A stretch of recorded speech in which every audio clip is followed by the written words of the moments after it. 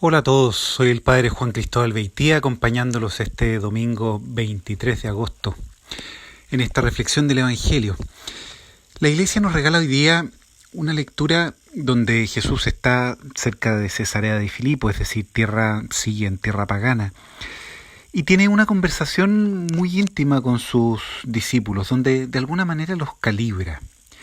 Les hace algunas preguntas. La primera, muy importante, es, ¿qué dice la gente de mí? ¿Quién dicen que soy? Está tratando de hacerse una impresión un poco de por dónde iba el resultado de la misión, probablemente. Y descubre que lo comparan con un profeta, con Moisés, con Juan Bautista, con Elías.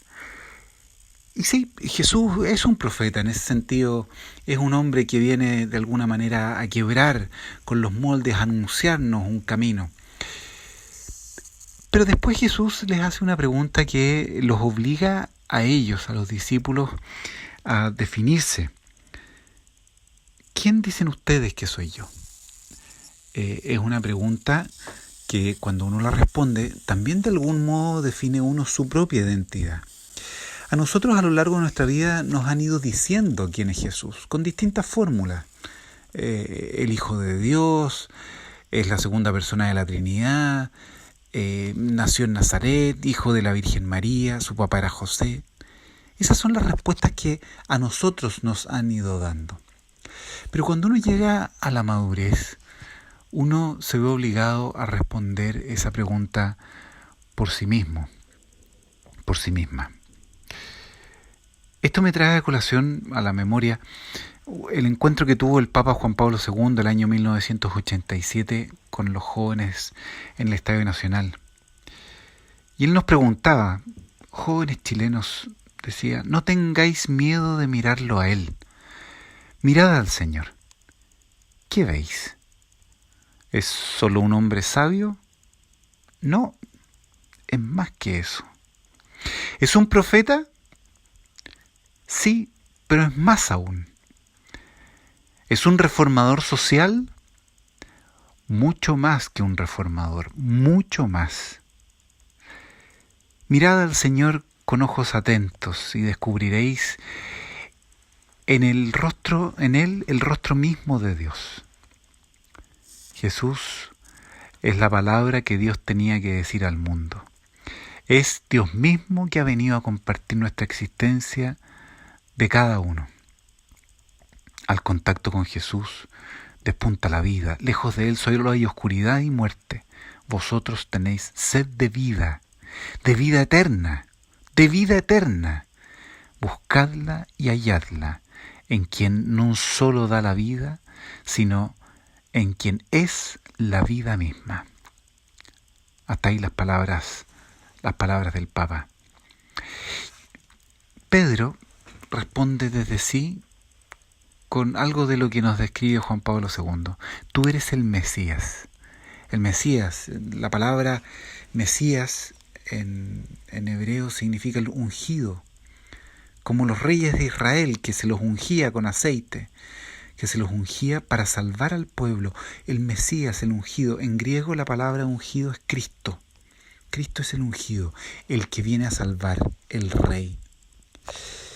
Pero no se queda en eso, Pedro. Dice, tú eres el Hijo de Dios vivo. Y aquí hay algo que es muy superior. No es solo el Mesías al modo que estaban entendiendo los judíos, probablemente que querían hacerlo rey en la multiplicación de los panes, o ese Mesías medio militar que los iba a liberar del yugo de Roma, sino que es el Hijo de Dios vivo. Es la presencia de Dios en nuestra vida. Jesús no quería que se confundiera su mesianismo, porque su mesianismo daba lugar a muchos malos entendidos, e incluso les pide que no me le mencionen a nadie eso. Pero nosotros hoy día seguimos confundiendo de alguna manera el mesianismo de Jesús. Su propuesta es ser un rey bondadoso, bueno, pero nosotros a veces pensamos que ser rey significa ser famoso. Él postula un rey que anuncia el perdón, y nosotros más bien nos imaginamos a veces a Jesús como el del juicio más que el perdón. Él postula un rey que se pone al servicio y a los pies de los demás. Y nosotros pensamos más bien a veces que el rey es simplemente el que manda. Podemos confundir el mesianismo de Jesús. ¿Quién es Jesús para ti? ¿Quién es Jesús para mí? Si piensas en Jesús como el horizonte de tu vida, ¿es el horizonte de tu vida? ¿Es Él quien marca tu modo de ser y de estar en el mundo? ¿O es más bien un conocido, alguien que tú ves en una foto, en un cuadro, pero que no termina por transformar tu modo de actuar? La pregunta es si estás buscando las bienaventuranzas, que son un máximo de vida, o simplemente cumplir con un mandato, lo que te digan en las normas de nuestra institución. ¿Eres tú, como Jesús, un buscador permanente de modos significativos de anunciar la buena noticia, la presencia de Dios en la historia? ¿O más bien eres una mujer, un hombre, como dirigidos por control remoto, metidos en una especie de caja que te dice cuáles son las fronteras donde tienes que actuar? La invitación de Jesús es a que podamos ser hombres y mujeres al modo suyo, en el presente, actuando, como diría el Padre Hurtado, actuando como Cristo actuaría en nuestro lugar.